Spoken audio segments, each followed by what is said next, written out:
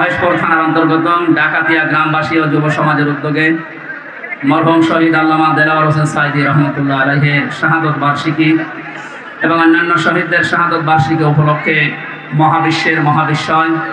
আজকে এই যে সেজিয়া বাজারে আমি আয়াতটা পড়েছিলাম, রাআইতান নাস ইয়াদখুলুনা ফি দীনিল্লাহি আফওয়াজা। হে নবী, আপনি যখন দেখবেন যে আল্লাহর সাহায্য এসে গেছে তখন তো বিজয় হবে।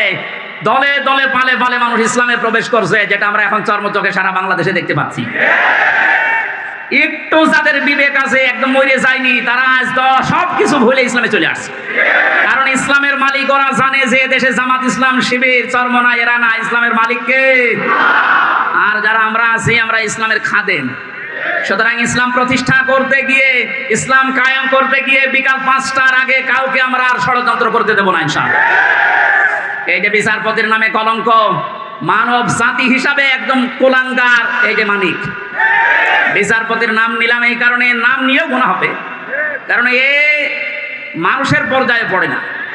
ইসলামকে এই দুনিয়া থেকে মিটানোর জন্য বিশেষ করে বাংলাদেশ থেকে যারা ভূমিকা পালন করেছে বেশি, তার ভেতরে এই অবৈধ বিচারপতি আছে। ওর কথাবার্তা শুনলে শয়তান পর্যন্ত হাসে, বলে আল্লাহ তুমি আমারই শয়তান বানিয়েছো। এটা চোখে দেখনি? আমি মাঝে মাঝে ওরা দেখি আর ভাবি আমি তো শয়তান দেখি না, যদি দেখতাম মনে হয় এরকমই হতো। এটা টাটকা নির্ভেজাল শয়তান। সুতরাং এরকম শয়তানের অনুসারী যারা আছেন, তরিন আফরোজ থেকে বহু শয়তানকে 15 বছর দেখলাম। এখন ইসলামের যে উর্বর ভূমি বাংলাদেশে হচ্ছে, চলছে, কায়েম হওয়ার পথে, বাধা দিতে আসলে কিন্তু বিকাল 5টার আগে কোনো ছাড় নেই। এটা তো গেল কামলাদের। আর যিনি জমির মালিক এই যে বসে আছে, উনি যদি এসে দেখে সব ধান নষ্ট করে ফেলেছে, এরপরে উনি কিছু বলছে না, তার মানে ওনার কোনো শক্তি নেই।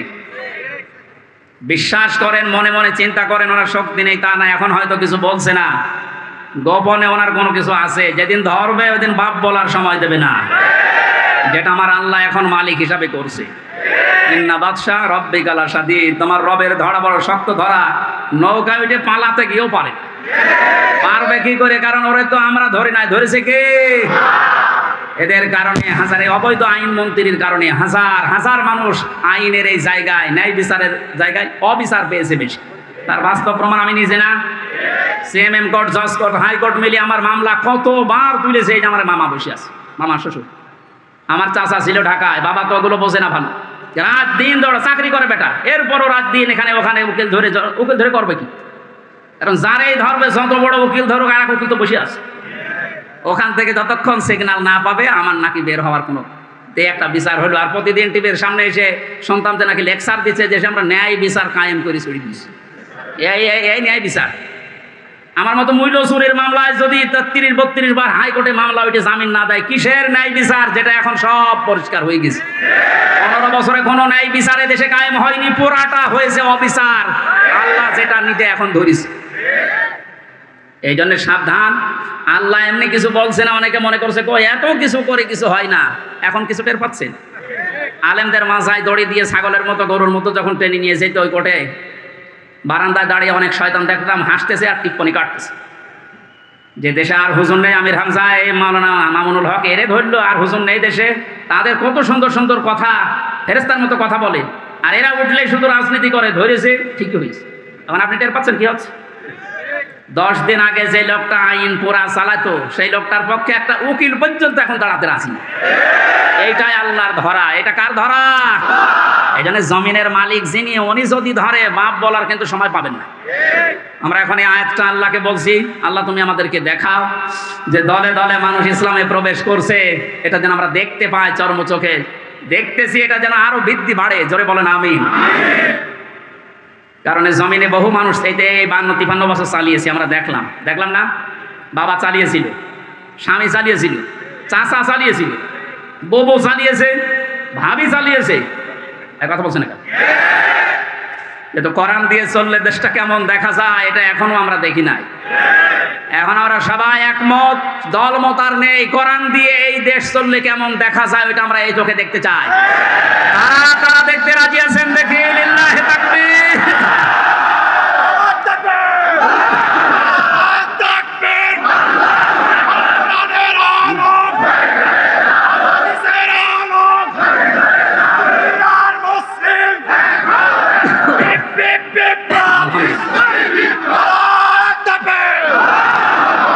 এই জন্য কোরআনের খাদেম আমরা যারা এখানে বসে আছি আমাদের কোনো টেনশন নেই। কায়েম হলেও এদেশে ভালো, না হলেও আমার কোনো লস নেই। আমার বেতন আছে বিকাল 5টায়, তার নাম জান্নাত, ওটা আল্লাহ আমাকে দেবে। কারণ বিকাল 5টা পর্যন্ত জমিটা একটু দেখে শুনে রাখতে পারলে উনি যেমন বেতন দেবে, আল্লাহ আমাদেরকে জমিনে কাজ করার জন্য বেতন দিতে পারে না? ওই বেতন পাওয়ার আশায় আছে। কিয়ামতের ভয়াবহতার কথা আজকের তেলাওয়াতকৃত আয়াতগুলোতে ছিল। যেহেতু আমরা বলেছিলাম 1 ঘন্টা, এই জন্য খুব তাড়াতাড়ি করছি, সামারাইজ করছি। আল্লাহ রাব্বুল আলামিন সূরা হাক্কাত 52টা আয়াত দিয়েছেন। কিয়ামতের যে ভয়াবহ দৃশ্য এগুলো আল্লাহ তুলে ধরেছেন প্রথম থেকে। পুরাটা তাফসীর করতে গেলে অনেক সময় লাগবে। সামনে আরো 2টা মাহফিলে এলাকায় আছে, আমরা ওখানে ধারাবাহিকভাবে বলবো ইনশাআল্লাহ। আজকে খুব কম সময় নিচ্ছি। হাক্কাতের 19 থেকে শুরু করে যতটুকু পারা যায়। আল্লাহ রাব্বুল আলামিন বলেন, ফাআম্মা মান উতিয়া কিতাবাহু বিয়ামিনিহি ফায়াকুলু হাউমুকরাউ কিতাবিয়া। কিছু তথ্য আছে নতুন আলেমরা যারা জ্ঞানী মানুষ যারা ভালো করে শুনবেন। আল্লাহ পাক বলেন কিয়ামতের কঠিন ময়দানে যেদিন বিচার শুরু হবে, ফাকাইফা তাত্তাকুনা ইন কাফারতুম ইয়াউমা ইয়াজআলুল বিলদানা শিবা। এত কঠিন ভয়ঙ্কর সালসালা অবস্থা তৈরি করব, যুবক মানুষ বুড়ো হয়ে যাবে। ও বাংলার মুসলমানেরা, 8টা বছর যে লোকটা আয়না ঘরে ছিল আজকে দেখতে পেলাম। এই যে ব্যারিস্টার আরমান, যুবক বয়সের যে ছবি, 8 বছরে তার অবস্থান কোথায় গিয়ে দাঁড়িয়েছে আপনি তাকান। তা তো 8টা বছর জুলুমের স্টিম রোলার চলার কারণে তার অবস্থা এখন এই। অথচ আল্লাহ জানিয়েছেন কিয়ামতে এমন ভয়াবহ অবস্থা তৈরি করব, দৃশ্য দেখেই মানুষ সঙ্গে সঙ্গে যুবক মানুষ বুড়ো হয়ে যাবে। ওনার বুড়ো হতে সময় লেগেছে 8 বছর, কিয়ামতে আমার বুড়ো হতে সময় লাগবে কয়দিন? মুহূর্তের ভেতরে চোখের পলক পড়তে বুড়ো হয়ে যাবে যুবক মানুষ। কি অবস্থা হবে এবার ভাবেন। ইয়াউমা ইয়াফিরুল মারউ মিন আখি, প্রথমেই পালাবে মানুষ দেখলেই তার আপন ভাই থেকে। ওয়া উম্মিহি ওয়া আবি, তার মায়ের কাছ থেকে, বাবার কাছ থেকে। ওয়া ফাসিলাতিহি আল্লাতী তুবি, আল্লাহ পাক বলেন তার জ্ঞাতি গোষ্ঠী, তাকে যারা আশ্রয় দিত, এই মানুষগুলো পালাতে থাকবে। ও দুনিয়ার মানুষেরা, পৃথিবীতে আমরা বিপদে পড়লে, হামলা মামলার শিকার হলে আগে ভাই আগিয়ে আসে, বাবা আসে, বংশের লোক আসে, জ্ঞাতি গোষ্ঠী যে দল করি ওই দলের লোক আসে। আল্লাহ পয়েন্ট আকারে ওগুলো আগে দিয়েছেন যে এইগুলো আগে পালাবে। একটা বারের জন্য আপনার বিবেকে নাড়া দেয় না যে এইগুলো যদি পালায়। যারা ধোকা দিয়ে অনেককে 15 বছর বোকা বানিয়ে রেখেছিল পীরের নামে, হাজার হাজার লক্ষ লক্ষ ভণ্ড বেরিয়ে, যে কোনো চিন্তা নেই আমরা আছি, ওরা আগে পালাবে। আর বলবে অবশ্যই আমি এটা বিশ্বাস করে চলতাম যে আমাকে একদিন আল্লাহর দরবারে এভাবে হিসাব দেওয়া লাগবে। শুধু এই আয়াতটাই মানুষের জীবন পরিবর্তন করে দিতে পারে। যদি আল্লাহ বলে 1 তারিখ পর্যন্ত তোরে মাফ করে দিলাম, তোর কোনো হিসাব নেই, শুধুমাত্র এই যে 17 তারিখ আজকে, এই 17 দিনের হিসাব দিয়ে জান্নাতে চলে যা। যত মানুষ এখানে আপনারা আছেন, বুকে হাত দিয়ে বলেন তো 17 দিনের হিসাব এখনো জোগাড় করা সম্ভব হয়নি। অথচ যে হাদিস পড়েছিলাম, নবীজি বলেন মা তাজালু কদামা বানি আদম আবদি ইয়াউমাল কিয়ামাতি হাত্তা ইসালান 50। কিয়ামতের কঠিন ময়দানে প্রতিটি মানুষকে আল্লাহ তার নিজের সামনে দাঁড় করাবেন। প্রত্যেককেই 5টা করে প্রশ্নের উত্তর জিজ্ঞাসা করবে। 5টা প্রশ্নের সঠিক জবাব দেওয়া ছাড়া কেউ সামনেও যেতে পারবে না, পেছনেও যেতে পারবে না, জায়গায় দাঁড়িয়ে থাকবে। শুধু মাইক ফাটিয়ে, টেবিল ফাটিয়ে ফেলেন না, নিজের সাথে মিলান তো। জালেমদের কথা তো বাদই দিলাম, আমরা যারা মজলুম আছি তারা নিজেদের দিকে এই 5টা বিষয় একটু মিলাই। গোসা মিল দিয়ে উত্তর দিলে হবে না, নকল করে গোপালগঞ্জের মতো পাশ করে চাকরি পেলে হচ্ছে না। A+ পাওয়ার পর আমাদেরকে দেয় না, আর ওরা 2.5 পেয়ে চাকরি পেয়ে যাচ্ছে। কত দুর্নীতি হয়েছে আপনি টের পাচ্ছেন? বাস্তবতায় মিলিয়েছেন আপনি একবারও যে এই লোকটা নিজে আল্লাহর সামনে দাঁড়িয়ে আছে? আপনি নিজে মনে করেন দাঁড়িয়ে যখন আছে, আল্লাহ জিজ্ঞাসা করছেন আওনা মরিহি ফিমা আফনা, হামজা বলো তো দেখি, একটা জীবন দিয়েছিলাম 60 বছরের, এই 60 বছরে কি করলে? জবাব সঠিকটা দাও। 2 নম্বরের বিষয় আল্লাহ দিয়েছেন যুবকদের বিষয়, এবং সাবাবিহি ফিমা আবলা, একটা যৌবনকাল দিয়েছিলাম। 15 থেকে শুরু করে 45 বছরে যে বিশাল একটা যৌবনকাল, এটা কোন কোন কাজে লাগিয়েছে বলো? আর যেহেতু যুবকদের কারণে এই দেশটা স্বাধীন হয়ে গেল, এই যুবকগুলো নাই পার পেয়ে যাচ্ছে। আমরা যারা যুবক আছি এই স্বাধীন দেশে এখনো পর্যন্ত পরিবর্তন হচ্ছি না, কি জবাব দেবো বলেন? আমার কিন্তু 60 বছরের ভেতরে যৌবন, জালেমদের ক্ষমা করতে মনে চাইবে? কখনো চাইবেন, মানে বাস্তবতা টের পাচ্ছেন না। তাই 5 দিন 7 দিন 10 দিনে আপনার অবস্থা এরকম হয়ে গেছে। 8 বছর 10 বছর 12 বছর 14 বছর একজনকে মাটির নিচে এক ঘরের ভেতরে পচা খাবার দিয়ে আটকে রেখেছে। আপনার বিবেক বলে কিছু আছে? আপনি জানোয়ার চাই তো খারাপ। মনে করলাম তাফসীর করবো, তো করবো কি করে? দৃশ্যগুলো সব এখন চোখের সামনে ভাসতেছে।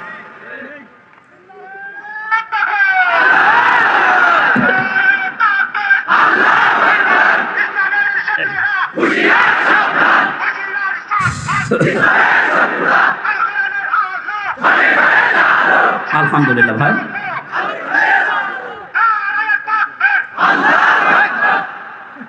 আমার ভাইরা, কোরআনে কারিমে আল্লাহ পাক জানিয়েছেন মায়াশফা শাফাআতান হাসানাতান ইয়াকুল্লাহু নাসীবুম মিনহা ওয়া মায়াশফা শাফাআতান সাইয়্যাতান ইয়াকুল্লাহু কিফলুম মিনহা ওয়া কানাল্লাহু আলা কুল্লি শাইইন মুকীতা। এই পৃথিবীতে কোনো মানুষ যদি ভালো কাজের, সৎ কাজের, কল্যাণমূলক কোনো কাজের সুপারিশ করে, সহযোগিতা করে, রায় দেয়, ভোট দেয়, সাপোর্ট করে, সমর্থন জানায়, ওই লোকটা ভালো কাজ করে যে সওয়াব পাবে, আপনি ওই ভালো কাজে শুধু রায় দেওয়ার কারণে, সাপোর্ট দেওয়ার কারণে একই সওয়াব পেয়ে যাবেন। সুতরাং এই সুযোগ কিন্তু সামনে আসতেছে। ভালো কাজ করা যায় যে সমস্ত মানুষের দ্বারা, আপনি যদি ওই জায়গায় যেতে না পারেন, যারা ভালো কাজ করবে এদেরকে আপনি অন্তত সাপোর্ট দিয়ে, সহযোগিতা করে, রায় দিয়ে হলেও এগিয়ে যাবেন। লোকটা ভালো ভালো কাজ করে যত সওয়াব কিয়ামতে নিয়ে উঠবে, আপনি শুধু রায় দেওয়ার কারণে কিয়ামতে ওই সওয়াব নিয়ে উঠতে পারবেন। পরবর্তী শব্দ দেখেন, ওমাই ইয়াশফা শাফাআতান সাইয়্যাতান ইয়াকুল্লাহু কিফলুম মিনহা। কোন মানুষ যদি অন্যায় কোনো কাজ করে আর ওই কাজে যদি কেউ সাপোর্ট দেয়, রায় দেয়, ভোট দেয়, সমর্থন জানায়, খুশি হয়, ওই লোকটা অন্যায় করার কারণে যা পেয়েছে আপনি শুধু খুশি হওয়ার কারণেই তাই পাবেন। এত জুলুম নির্যাতন দেখার পরও যদি কোনো মানুষ জালেমের পক্ষে রায় দেয়, ওই জালেম কিয়ামতে যেভাবে উঠবে আপনাকে আল্লাহ ওইভাবেই তুলবে। আপনাকে আমি বাঁচাতে চাই, আপনি তো অত বড় জালেম না, এই জন্য আপনাকে আমি বাঁচাতে চাই। কোনো জালেমের পক্ষে থাকবেন না। নবীজি বলেন তোমার ভাই জালেম হোক আর মজলুম হোক তাকে সাহায্য করো। সাহাবী বলেন হে নবী, আমার ভাই যদি মজলুম হয় তাকে তো সাহায্য করা যায়, কিন্তু জালেম হলে তাকে সাহায্য করব কিভাবে? নবীজি বললেন তোমার ভাই যদি জালেম হয় তাকে তোমার দায়িত্ব এই জুলুম থেকে ফিরিয়ে রাখা, এইটাই তাকে সাহায্য। সুতরাং জীবন দিয়ে যে মানুষগুলো জালেমের কবল থেকে আমাদেরকে মুক্তভাবে এই দেশে বিচরণ করার সুযোগ দিয়ে গেল, এই মানুষগুলো কিয়ামতের দিন যেন শহীদ এই শব্দ নিয়ে উঠতে পারে, বলেন আমিন। ময়দানে মাহশারে আমলনামাটা, কিতাবটা যখন আপনার হাতে আল্লাহ তুলে দেবে, বলবে তুমি নিজেই যথেষ্ট, জান্নাতে যাবে না জাহান্নামে যাবে।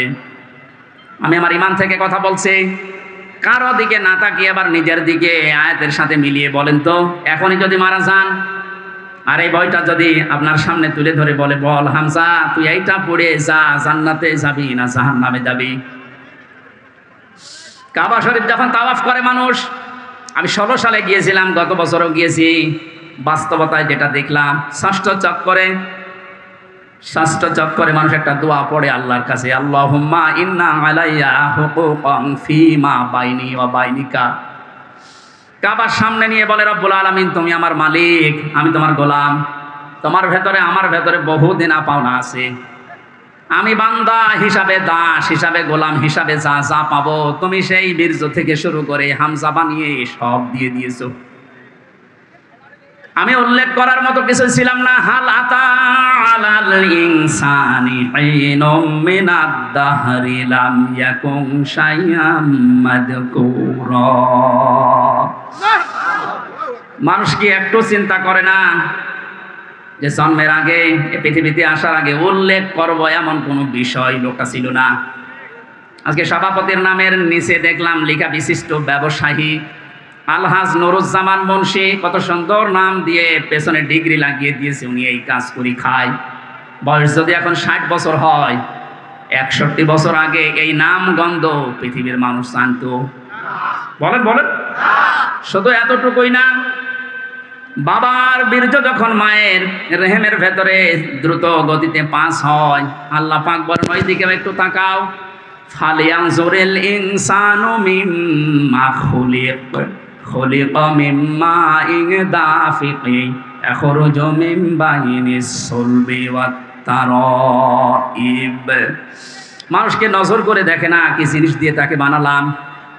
বাবার স্ফলিঙ্গ দিয়ে দ্রুত গতিতে বের হয়ে যাওয়ায় না পাক পানিটা মায়ের রেহেমের ভেতরে জমা হয়। এই যে সলবন এবং তারাইব দিয়েছেন আল্লাহ। সলবন বলা হয় বাবার লজ্জাস্থান, তারাইব বলা হয় মায়ের লজ্জাস্থানকে। এই দুইটা শব্দ আমি তাফসিরের ভেতরে ব্যাখ্যায় পেয়েছি। আল্লাহ বাবার ক্ষেত্রে এক বচন দিয়েছেন, মায়ের ক্ষেত্রে বহু বচন দিয়েছেন। কেন দিলেন? তাফসিরে তাবারি মুফাসসিরে আয়াতের এই সলবন আর তারাইবের ব্যাখ্যা করতে গিয়ে লিখেছেন, পৃথিবীতে মানুষকে নিয়ে আসতে বাবার চাইতে মায়ের কমপক্ষে 3 গুণ কষ্ট বেশি হয়। এটা এখানে যত পুরুষ মানুষ আছি আমরা, সর্বোচ্চ 45 ইউনিট কষ্ট যদি আমাদের শরীরের ভেতরে কেউ এনে দেয়, আমি সঙ্গে সঙ্গে মারা যাবো, আর সহ্য করতে পারবো না। বিজ্ঞান জানিয়েছে পৃথিবীতে হামজাকে দুনিয়ায় আনতে তার মায়ের কমপক্ষে 57 ইউনিট কষ্ট সহ্য করা লেগেছে। 45 আসলে আমরা মারা যাব, অথচ উনি সহ্য করেছিলেন 57 ইউনিট। এই জিনিস পরিমাপ করার একটা যন্ত্র আছে, কষ্ট মাপ দেওয়ার জন্য একটা যন্ত্র আছে, এটা ইউনিট দিয়ে মাপা লাগে।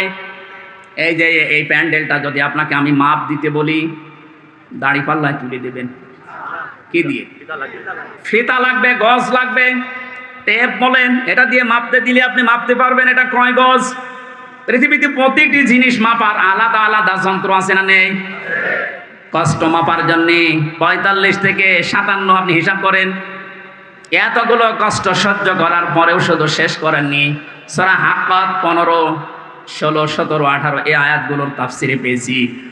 হামালাতুহু উম্মুহু কুরহা ওয়া ওয়াদাআতুহু কুরহা ওয়া হামলুহু ওয়া ফিসালুহু 30 শাহরা ইলা আখিরি আয়াত।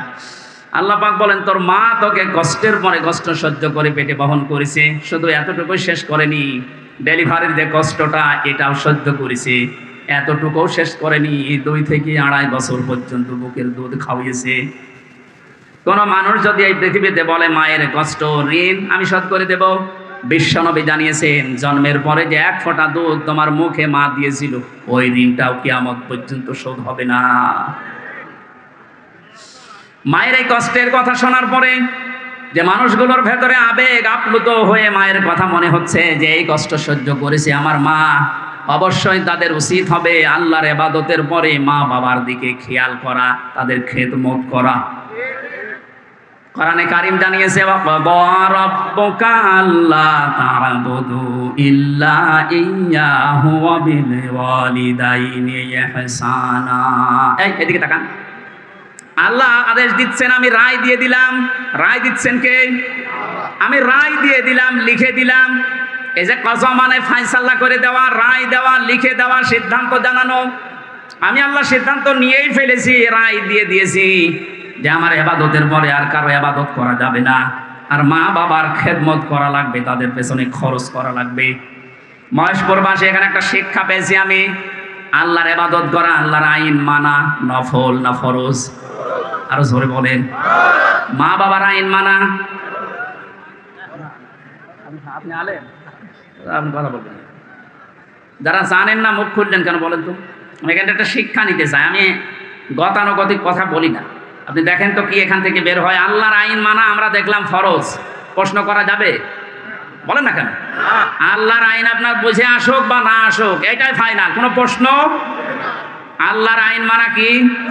সবাই মুখ খোলেন তো কি? মা বাবার আইন মানা ফরজ। এই যে মাঝখানে ওয়া আছে,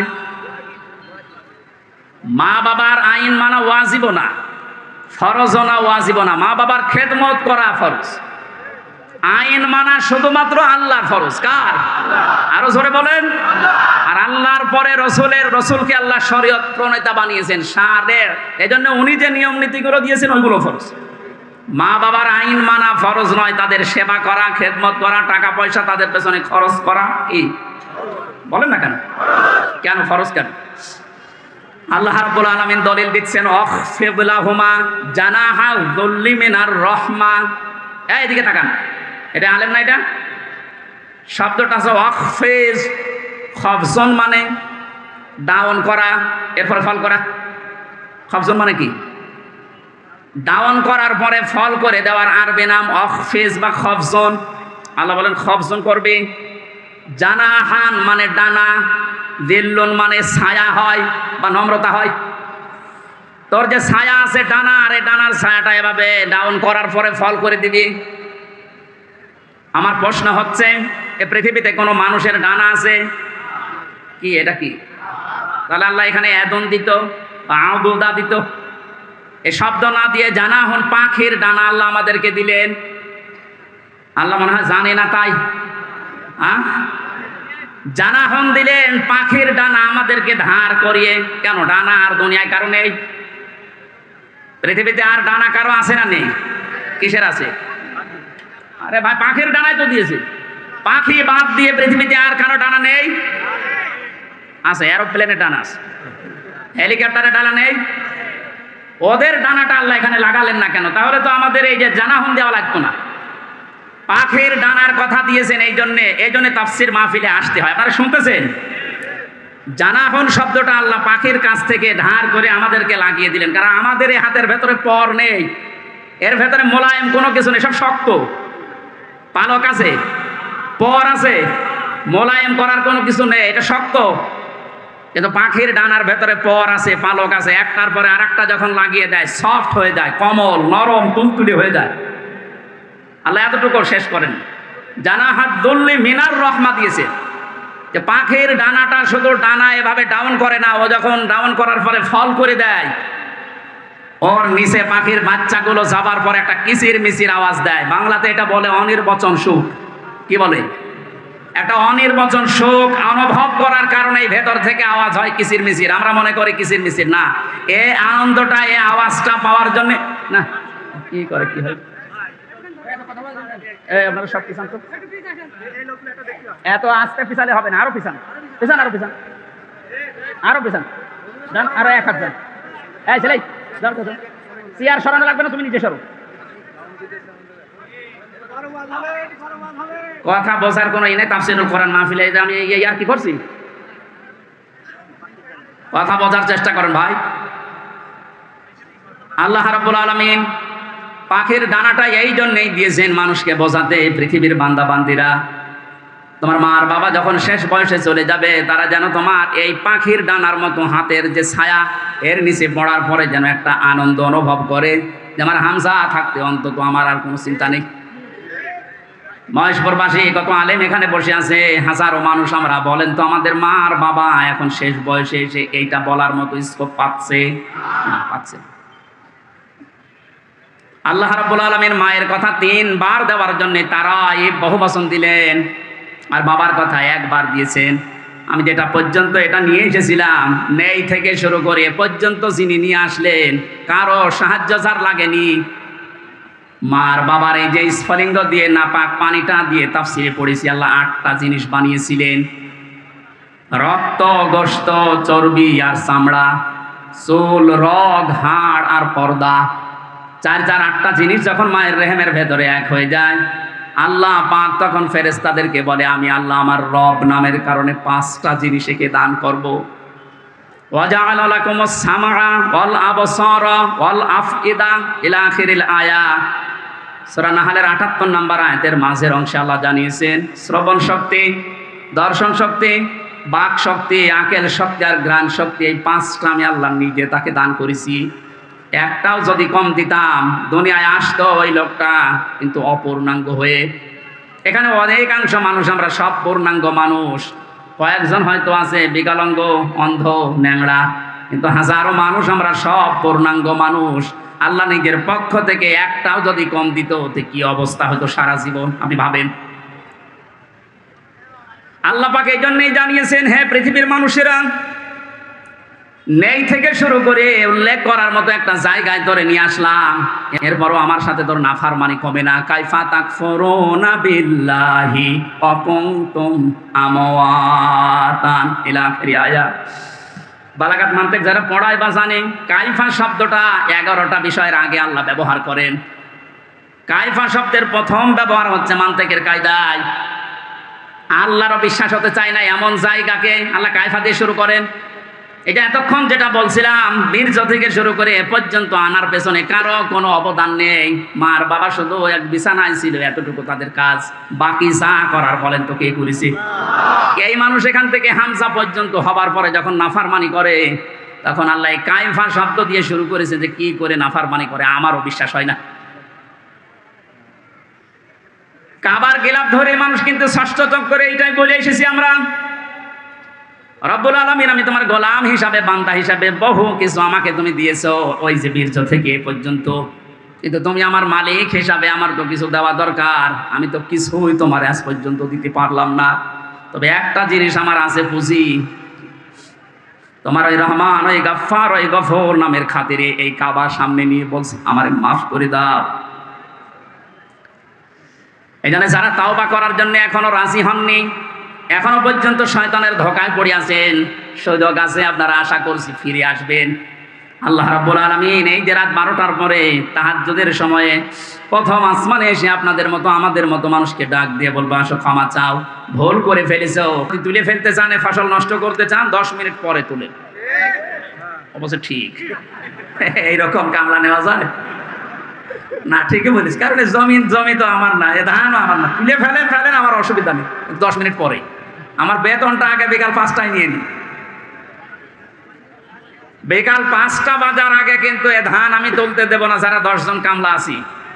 যদি তুলতে চাই এরপরও মাস্তানরা কাটাকাটি হবে না, মারামারি, রক্তপাত, যদি মেরে ফেলা লাগে। কারণ আমার টার্গেট কি? বেতন। টার্গেট কি? ওইটা না হলে আমি পরবর্তী যারা আছে আমার ছেলে মেয়ে স্ত্রী এদেরকে খাওয়াবো কি? সুতরাং আমার বেতন হয়ে যাক, এরপরে খাবে। এরপরও যদি তুলে ফেলে মস্তানেরা, আমাদের সাথে মারামারি করে যাই হলো। এখন ওই যে জমির মালিক একজন আছে না, কথা বলে না কেন? আমরা খাদেম যারা আছে, এই খাদেমেরা এদিকে তাকান, আমরা খাদেম না? আর খাদেম কোরআনের খাদেম। কিসের খাদেম? এই খাদেমদেরকে বলছে শুধু এটা এই 10,000 20,000 মানুষ আমার সামনে তা না, এটা রেকর্ড হচ্ছে সারা বাংলাদেশ সহ বিশ্বের লক্ষ কোটি মুসলমানেরা শুনছে। 175 কোটি মুসলমানকে খাদেম যারা কোরআনের, আল্লাহর দাস যারা, আমরা আল্লাহর গোলাম যারা, তাদেরকে বলছি জমিনে ইসলাম কায়েম করতেই হবে। এটা ফরজ না, চেষ্টা করে যাওয়া ফরজ। হলে ভালো, না হলেও আমার অসুবিধা নেই, আমার বেতন আছে বিকাল 5টায় জান্নাত। এক কথা বলে না কেন?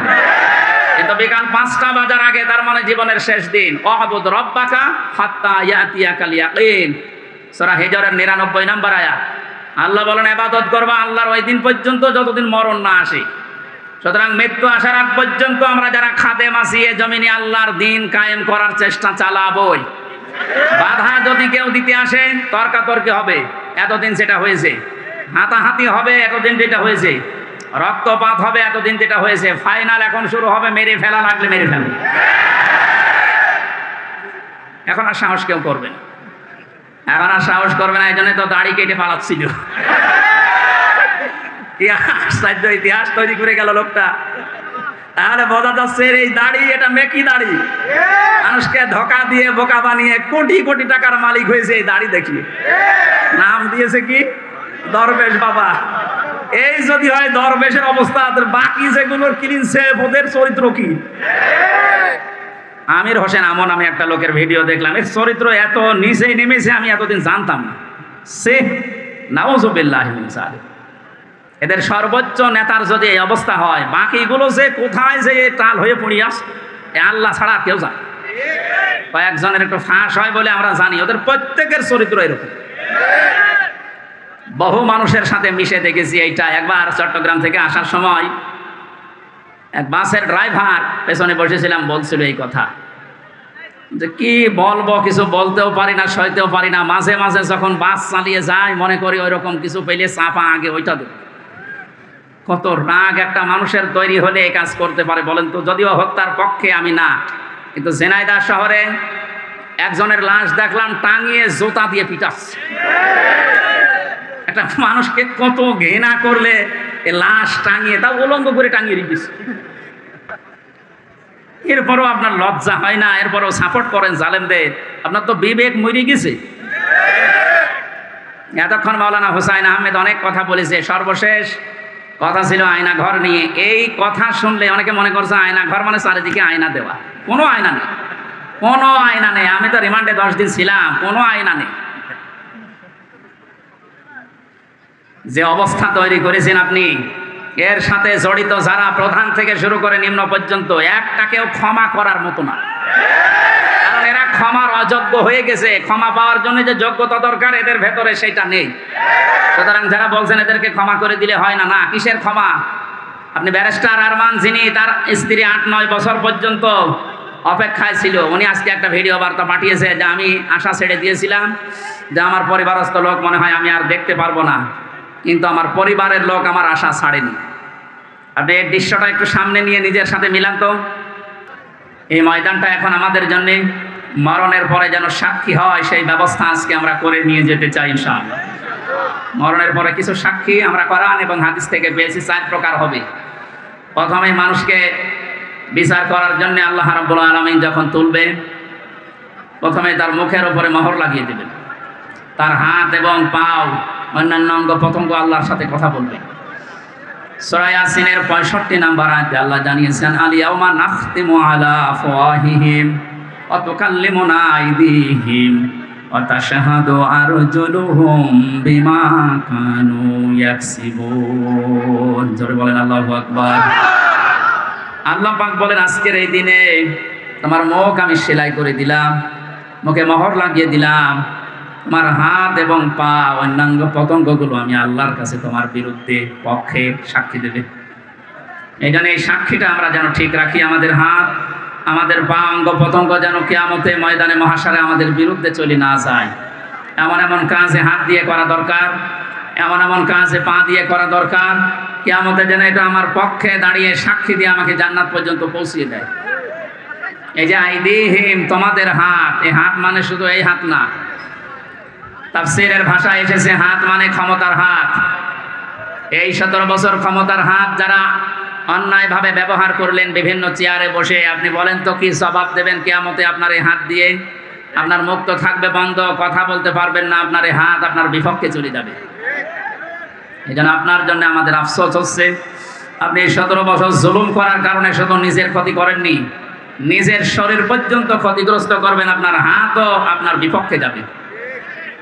প্রভাব প্রতিপত্তির হাত আছে। এলাকায় অনেকের ক্ষমতা ছিল না, কিন্তু প্রভাব প্রতিপত্তি ছিল। টাকা পয়সা, জমি জায়গা, অর্থ সম্পদের মালিক হওয়ার কারণে এগুলো জুলুমের পক্ষে কাজে লাগিয়ে মাসলুমকে আরো যেন জুলুম করা যায় সেভাবে ব্যবহার করেছিলেন। নিজের সাথে আপনি মিলান। তাফসীর মাহফিলে এসেছেন, অন্তত কিছু নিয়ে যান।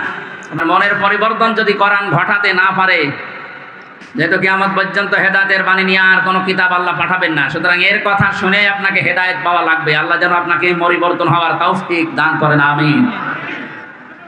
এরপরে যে সমস্ত হাতের কথা আছে, এমনকি শরীরের এই হাতও এর ভেতরে আছে। এই হাত দিয়ে আমরা এমন কোনো কাজ এখন থেকে মরণ পর্যন্ত আর না করি যেন আমার বিপক্ষে গিয়ে আমাকে আবার জাহান্নামে নিয়ে যায়।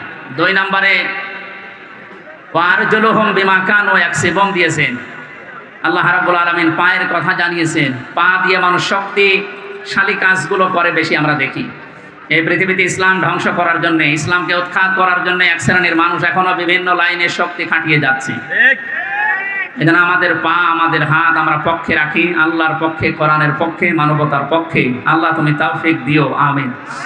2 নম্বরে সাক্ষী হয়ে দাঁড়াবে আপনার এই 2 কাঁধের উপরে যারা আছে এরা। আল্লাহ পাক জানিয়েছেন, কিরামান কাতিবিন ইয়ালামুনা মা তাফআলুন। সম্মানিত 2 জন লেখক তোমাদের সাথে আমি আল্লাহ দিয়েছি, এরা সব সময় তোমাদের ভালো মন্দ লিখতে আছে। সুতরাং এই সাক্ষীটা আরো কঠিন। এই যে 2টা সাক্ষী 24 ঘন্টা আমাদের কাঁধের উপরে বসে লিখতেছে। আমার তো আফসোস হচ্ছে, এই 15 বছরে অনেকের অনেক কিছু লেখা হয়েছে কিন্তু প্রকাশ হয়নি, তাই ধরা পড়েনি। টাকলা মোরাদের নাম শুনেছি আমরা। এই লোকের মাত্র 6 মিনিট 8 সেকেন্ডের একটা অডিও কল রেকর্ড ফাঁস হওয়ার কারণে তার সব চলে গেছে। এরকম বহু কল রেকর্ড ফাঁস হওয়ার অপেক্ষায় এখন সামনে আছে। ভাতের হোটেলের মালিক হারুনের মাত্র কয়েক সেকেন্ড, সব হারিয়েছে। আমরা হাসির জন্য বলছি না, আমাদের এখানে হাজারো মানুষ যারা অনেকের এরকম রেকর্ড আছে যেন ফাঁস না হয়। এই সমস্ত দুর্বৃত্তদের থেকে শিক্ষা নেওয়া দরকার। আমাদের জীবনেও বহু রেকর্ড আছে, ওর 6 মিনিট 8 সেকেন্ড ফাঁস হয়ে যদি সব হারায়, কিয়ামতের ময়দানে এই যে 2 জন বসে আছে এরা কিন্তু সব ফাঁস করবে। না জানি আমাদের আবার সব হারিয়ে যায় কিনা। 3 নম্বরের সাক্ষীর কথা আমি পেয়েছি। এই যে জমিনে বসে আছে, এই জমিনটা কিয়ামতে সাক্ষী দেবে, মহেশপুরের এই জমিন। আখরাজাতিল আরদু আসকালাহা, আল্লাহ পাক বলেন মাটির ভেতরে যা আছে সব সেকাল সবগুলো বোঝা জমিন সেদিন বের করে দেবে। সুতরাং এখানে বসে আছি, এই জায়গাটুকু যেন কিয়ামতে আমার পক্ষে দাঁড়ায়, বলেন আমিন। এরপরের সাক্ষী হচ্ছে আল্লাহ আমার আমল নামা, যেটা আজকের তেলাওয়াতকৃত আয়াত দিয়ে আমরা যেটা আরম্ভ করবো ইনশাআল্লাহ। সূরা বনী ইসরাঈলের 14-15 নম্বর আয়াতে আল্লাহ জানিয়েছে, ইকরা কিতাবাকা কাফা বিনাফসিকাল ইয়াওমা আলাইকা হাসিবা। না, একটু কথা বন্ধ করেন, আপনার গোনা হয়ে যাচ্ছে। মনে করছেন আমার কষ্ট হচ্ছে, আমার গোনা হবে না, আপনার গোনা হচ্ছে। ভাই, কোরআনের আলোচনা আরম্ভ হলে আল্লাহর ঘোষণা হচ্ছে চুপ থাকা লাগবে, শোনা লাগবে। পরিবেশ এখন এরা কি করবে? আর জায়গা নেই, এই জন্য যেখানে দাঁড়িয়ে আছেন, বসে আছেন, শুয়ে আছেন, থাকেন, কথা শুনে। আবার বলছি চুপ করেন, কথা বলা যাবে না ভাই। মোবাইলে রেকর্ড হচ্ছে, ওটা কালকে আপনি ইন্টারনেট থেকে নামিয়ে নেবেন, দেখতে পারবেন। আর পরে যারা দেখতে পাননি, আমি এখানে বসে থাকবো, দেখে তারপর বাড়ি যাবো। কি বলবো আর বলেন, এই কথা কানে আসলে আমি হারিয়ে ফেলবো। কথা বন্ধ করেন। এমনিতে 3 বছর জেলে থাকার কারণে অনেক কিছু হারিয়ে গেছি, অনেক কিছু আমি হারিয়ে ফেলেছি। কারণ আগে যা মুখস্থ করতাম 10 মিনিটে, এখন 10 দিনেও হচ্ছে না। কারণ ওরা এমন এমন খাবার খাওয়ায়, ওগুলো খেলে মানুষের ভেতরে কলকব্জ সব নষ্ট হয়ে যায়। আমি অনেক কিছু হারিয়েছি, আর হারাতে চাই না। আপনারা একটু আমাকে সুযোগ করে দিন কোরআনের কথাগুলো বলার। কথা বলবেন না, যাই করেন কথা বলবেন, ইশারায় করবেন। আমল নামাটা হাতে দিয়ে আল্লাহ পাক বলবেন পড়ো, লোকটা পড়তে থাকবে। আল্লাহ জানিয়ে দেবেন এইটাই তোমার হিসাবের জন্য যথেষ্ট, আর কিচ্ছু লাগবে না। জান্নাতে যাবে না জাহান্নামে যাবে, এই আমল নামাটা যেটা ফেরেশতা লিখেছিল এটাই বলে দেবে। আল্লাহর বান্দা এটা হাতে নিয়ে পড়া আরম্ভ করবে। কয়েক লাইন পড়ার পরে দেখবে না, এইটা তো জনগণের সামনে পড়া যায় না, লাইনটা বাদ দিয়ে পরের লাইনে চলে যাবে। হাজার হাজার সিসি ক্যামেরা নিয়ে দাঁড়িয়ে আছে ফেরেশতারা। আমি জেলখানায় থাকতে বিশেষ করে আমার আর মামুনুল হক হাফিজাহুল্লাহ, এই 2 জনের ব্যাপারে আলাদা কড়াকড়ি দিয়ে ওরা ক্যামেরা লাগিয়ে দিয়েছিল, যেন কেউ কথা বললে ওইটা ওরা অফিস থেকে দেখতে পারে যে কি কথা বলছে। অথচ আমাদের যে মামলা, আমার তো ছেড়ে রাখার দরকার ছিল জেলখানার ভেতরে। এই ঠুনকো মামলা দিয়ে এত কঠিন কঠিন অবস্থায় নিয়ে গেছে, মানুষ এমনি টেনশনে হাফ হয়ে যাওয়ার কথা। ফাঁসির কন্ডেম সেলের ভেতরে ওরা রেখেছিল আমারে, কিন্তু আমারে রাখার দরকার ছিল তো ওয়ার্ডে, যেখানে 70-80 জন মানুষ থাকে, যে এখানে সারাদিন থাকেন, গল্প করেন, নামাজ পড়ান, কোরআনের কথা বলেন, মাগরিবের পরে আপনারে ঘরে তালা লাগিয়ে দেবেন। 24 ঘন্টা, এদিকে 2.5 হাত, এদিকে 3.5 হাত তালা লাগিয়ে দিতেও থাক, কোনো যোগাযোগ নেই, যোগাযোগ বিচ্ছিন্ন। এই কঠিন অবস্থায় রাখার কারণে আমি বাস্তবতা একটা জিনিস টের পেয়েছি। কিয়ামতের ময়দানের এই যে আল্লাহ আমল নামাটা হাতে দিয়ে পড়বে, যখন পড় এই লাইনটা আসলে যারা এই জুলুমের সাথে সম্পৃক্ত ছিল, ওই জুলুমের কথাটা ওরা পড়তে চাবে না। কোন লজ্জায় পড়বে, হাজার হাজার মানুষ তার সামনে থাকবে। আল্লাহর ফেরেশতারা ডাক দিয়ে বলবে না, আজকে আর ফাঁকি দেওয়ার কোনো রাস্তা নেই। কত ক্যামেরা সামনে, সব ফেরেশতারা দেখছে, পড়ো এই লাইনটাও পড়ো, বিনা কারণে মানুষকে কেন কষ্ট দিয়েছিলে এইটা পড়ে শোনাও। যারা কষ্ট দিলেন এই 17 বছর হাজার হাজার লক্ষ লক্ষ মানুষকে, আপনার বিবেকের কাছে বলেন তো, আপনি কি পড়তে পারবেন কিয়ামতে ওই লাইন? পারবেন না। এই জন্য তওবা করার সময় যেহেতু এখনো শেষ হয়নি, পশ্চিম দিকে এখনো সূর্য ওঠেনি, আপনি এখনো তওবা করতে পারেন যদি আল্লাহ কবুল করেন। কিন্তু দুঃখজনক হলেও সত্য একটা ভয়ঙ্কর তথ্য, আল্লাহু লা ইয়াহদিল কওমাজ জালিমিন, জালেমদেরকে আল্লাহ হেদায়েত দেয় না। আপনার কপালে যে কি আছে, নিজের কপালে আপনি নিজে কোড়াল মেরেছিলেন। আপনার জন্য এখন আমরা যারা মুসলিম, আমাদের আফসোস হচ্ছে যে আপনি কি করলেন, দুনিয়াও শেষ করে দিলেন, আপনার আখিরাতটা ধ্বংস অলরেডি হয়ে গেছে। আপনার থেকে আমরা শিক্ষা নিতে চাই, আমাদের বাকি জীবনে যেন আমরা এমন কোনো কাজ না করি যেটা আমি জনগণের সামনে পড়তে পারবো না, ঠিক আছে? তাহলে এই মাহফিল সাকসেস হবে। তাছাড়া আমি একেবারে হাপ্পা চাপ্পা দিয়ে স্টেজ সব ভেঙে ফেললাম, কোনো কাজ আছে? বাংলাদেশে ইসলাম কায়েম হয়ে গেল মনে করেন, কিন্তু আমার নাজাত হইল না, লাভ আছে? বলেন না কেন? ইসলাম কায়েম হোক না হোক, আমার চেষ্টা করা লাগবে এই জমিনে। কারণ এই যে ইসলাম, এটা আল্লাহর তৈরি করা, আল্লাহর পাঠানো। আমি ইসলামের মালিক না, আমি ইসলামের খাদেম। আমি ইসলামের কি? এই জমিনটা, এই দেখে মনে হয় 2-3 বিঘা জমিন এখানে পড়ে আছে, এই জমিনের মালিক হচ্ছে সভাপতি সাহেব, মুন্সি সাহেব। আমাদের মতো 8-10 জন কামলা, জন, মনীষ, পাট, লেবার যাই বলেন, উনি ভাড়া করিস যে আপনারা সকাল থেকে বিকাল 5টা পর্যন্ত এই জায়গায় ধান লাগান, এই জমিনে বিকাল 5টায় আপনাদের বেতন দিয়ে দেব। বিকাল 5টা বাজতে আর মাত্র 10 মিনিট বাকি আছে। কয় মিনিট? 8-10 জন মস্তান এসেছে মোটরসাইকেল নিয়ে, বড় বড় ছড়ি নিয়ে, সোনার ছেলেরা এখন যেটা ব্যবহার করতো, যেটা এখন পাওয়া যাচ্ছে, এইটা এখন নিয়ে এসে বলছে এ ধান আমরা লাগাতে দেব না, ধান লাগিয়েছেন যা আরো তুলে ফেলবো।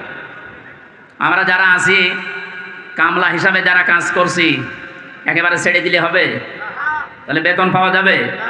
ওদেরকে বলবো ভাই, এ জমিনের মালিকও আমরা না, এ ধানের মালিকও আমরা না, আমরা কামলা, আমরা হচ্ছে জন, লেবার যাই বলেন, আমরা খাদেম। কাজ করছি, বিকাল 5টায় বেতন দিয়ে দেবে। এখনো 10 মিনিট বাকি আছে। আপনারা ধান